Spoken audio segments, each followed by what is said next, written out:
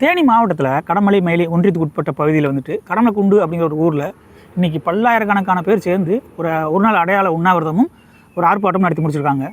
அதில் ஆயிரக்கணக்கான பொதுமக்கள், வர்த்தகம் பண்ணுறவங்க, தொழில் பண்ணுறவங்க, விவசாயின்னு சொல்லிட்டு எல்லாம் பல்லாயிரக்கணக்கான பேர் கலந்துருக்காங்க. எதுக்கு இந்த ஆர்ப்பாட்டம் வாங்க தெரிஞ்சுக்கலாம்.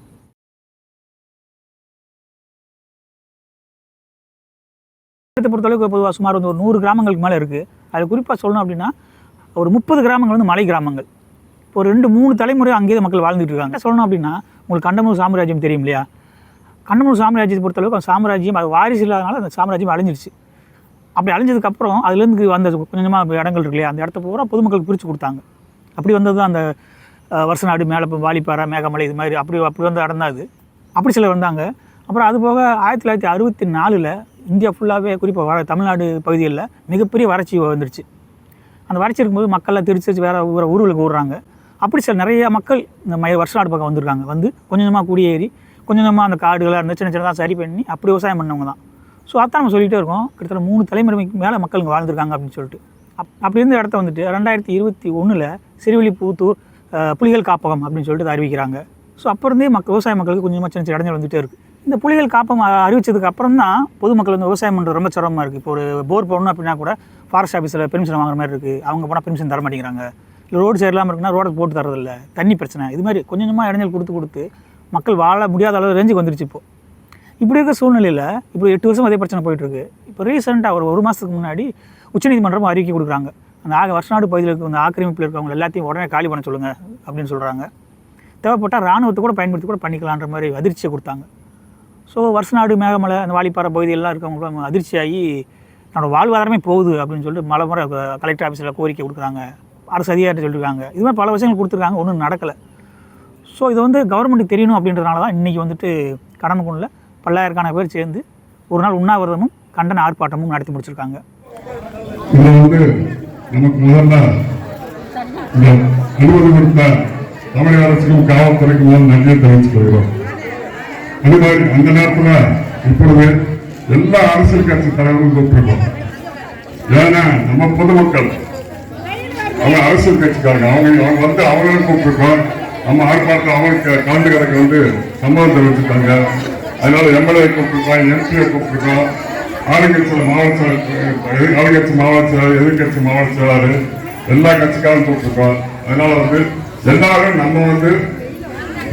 நம்ம வீட்டு விசேஷக்காக வந்திருக்காங்க, நம்ம கோரிக்கை வந்திருக்காங்கன்னு சொல்லி யாரும் வந்து அந்த கட்சியிலிருந்து பாவம் இல்லாமல் எல்லாரும் அவங்க வரவேற்று நமக்கு வந்து ஆதரவுக்கு வந்தவங்களுக்கு ஒரு சிறப்பு செய்ய வேண்டுமா கேட்டுக்கொள்கிறேன்.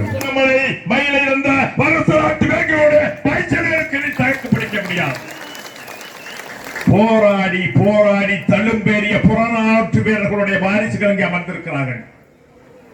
முல்லை பெரியார் போராட்டத்தை வென்றெடுத்த படைவர்கள் இங்கே அமர்ந்திருக்கிறார்கள். இங்கே இருக்கிற எங்களுடைய அருமை மாப்பிள்ளை தங்கமணி சொன்னார்களே, அரசடிகளும் சரி, காந்தி கிராமத்திலே சரி, அரமனை புதுரையிலே சரி, கோம்பத்தொழுவிலே சரி, எந்த கிராமத்திலே துறை ராணுவ படை பறங்குமானால் எங்களுடைய ரத்தத்தின் மீது தான் நடக்க முடியும். எனவே போராட்டத்திற்கோ இங்க இருக்கிற சிஐடி பதிவுகளோ, காவல்துறை நண்பர்களோ, ரெவென்யூ நண்பர்களோ இந்த போராட்டத்துடைய வீழ்ச்சிகளை தயவு செய்து பதிவு செய்யுங்கள். இந்த போராட்ட களத்தை தவறாக நீங்கள் பதிவு செய்ததனால் வரலாற்றிலே ஒரு பெரிய எழுச்சியை இந்த வருஷ நாட்டு மக்கள் சந்திக்கும் என்பதை உங்களுக்கு பதிவு செய்ய விரும்புகிறோம். இங்க நிறைய கல்வெட்டுகள்லாம் உண்டு. 2000 வருஷத்துக்கு உட்பட்ட கல்வெட்டுகள் நானே போய் பார்த்திருக்கேன். அவ்வளவு மக்கள் 2000 வருஷத்துக்கு முன்னாடி இருந்து வாழ்ந்துட்டு இருக்க நாம இந்த இயற்கையை இப்பயும் இயற்கையாவே பாதுகாத்துட்டு தான் வந்துட்டு இருக்கோம். இனிமேலும் பாதுகாப்போம், இதை உறுதி கூடுவோம். ஆனா இதை வந்து வனத்துறை தான் பாதுகாக்கும், நாங்க பாதுகாக்க மாட்டோம் அப்படின்னு எந்த விதத்திலையும் இந்த அரசு எடுக்கிற நடவடிக்கையை நாம் தமிழர் கட்சி ஒரு நாளும் அக்செப்ட் பண்ண மாட்டாங்க. இதுக்கு எதிராக தான் எப்பயும் நிற்போம், குரல் கொடுப்போம். உங்களில் ஒருத்தரா நாங்கள் நிற்போம்.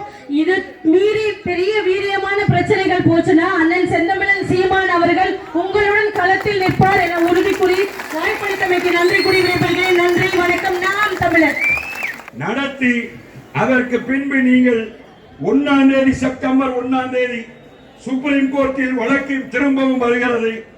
அந்த வழக்கில் நாம் இந்த வழக்கை நிறுத்துங்கள் என்றோ மேல்முறையீடு என்றோ சொல்லுவதற்கு மாறாக 2006 வன உரிமை சட்ட பிரகாரம் அவர்களுக்கு நாங்கள் பட்டா கொடுப்பதற்காக தமிழ்நாடு அரசு அதற்கான முயற்சியை எடுக்கிறோம் என்று நீங்கள் சொல்லும் போதுதான் அந்த வழக்கு திரும்பவும் மறுபரிசீலனைக்கு உட்படுத்தப்படும். ஆகவே அந்த வகையில் தமிழ்நாடு அரசுடைய நடவடிக்கைகள் இருக்க வேண்டும் என்று முதலமைச்சரிடம் வலியுறுத்தினோம்.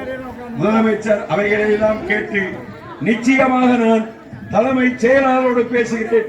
நம்முடைய மரியாதைக்குரிய சிபிஎம் மாநில செயலாளர் சண்முக அவர்கள், இங்க உள்ள மாவட்ட செயலாளர், மாவட்ட விவசாய அணி செயலாளர்கள்லாம் எங்க குழுவில் பண உரிமை குழு இது மூலமாக ஒரு 3 நபர் வாங்கினாங்க. 2 சொன்னாங்க, நாங்க வற்புறுத்தி வேண்டி 5 பேர் வரோம்னு சொன்னோம். 3 பேருக்கு தான் எங்களுக்கு அப்பாயின்மெண்ட். அந்த 3 பேர் போனதுல நேரடியா போய் 2 அமைச்சர் ஆதவ அர்ஜுனா செங்கோட்டையனை பார்த்தோம். அடுத்தபடியாக சிஎம் பார்த்தோம்.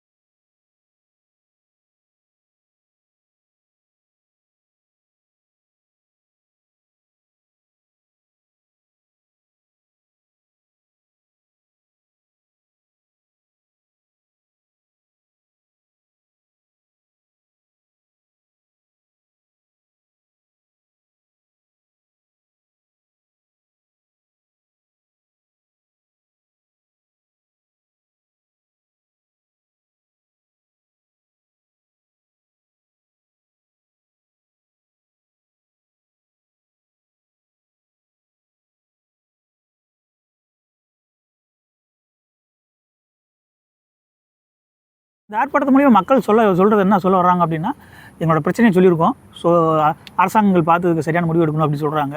அந்த அதிகாரிகள் சரியான முடிவு எடுக்காத பட்சத்தில் எங்களோட போராட்டங்கள் அடுத்த லெவலுக்கு போகும் அப்படின்னு சொல்லியிருக்காங்க. பார்க்கலாம்.